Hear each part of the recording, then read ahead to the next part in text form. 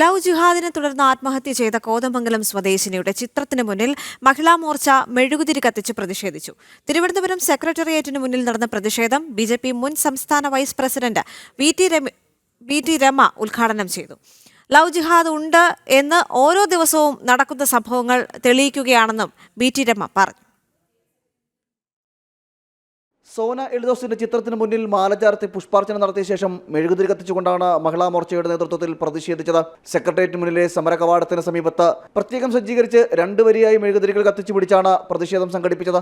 സംസ്ഥാനത്ത് ലവ് ജിഹാദ് ഉണ്ടെന്നും വീണ്ടും വീണ്ടും അത് തെളിയിക്കുകയാണെന്നും ബിജെപി മുൻ സംസ്ഥാന vice president V T Rama പറഞ്ഞു. ആസൂത്രിതമായ മതം മാറ്റ ശ്രമത്തിനെതിരെ സർക്കാർ സംവിധാനങ്ങൾ കണ്ണടക്കുകയാണെന്നും വി ടി രമ കുറ്റപ്പെടുത്തി. പ്രതിഷേധം ഉദ്ഘാടനം ചെയ്ത ശേഷം സംസാരിക്കുകയായിരുന്നു വി ടി രമ.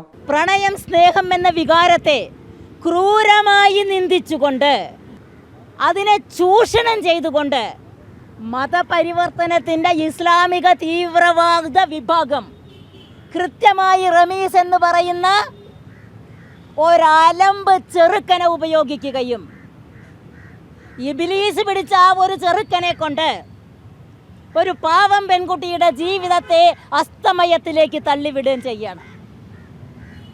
ലവ് ജിഹാദ് ഇല്ല എന്ന് ഇവിടുത്തെ UDF പറയും, ഇവിടുത്തെ LDF പറയും, ഇവിടുത്തെ മുഖ്യമന്ത്രി പറയും. ഇല്ല, ലവ് ജിഹാദ് ഇല്ല, പക്ഷേ ജിഹാദുണ്ട്.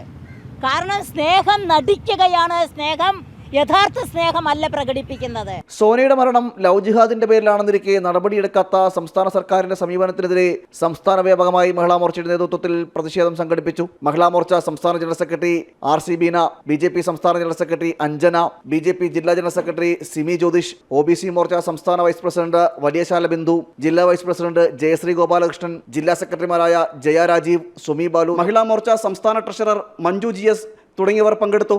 ജനം, തിരുവനന്തപുരം.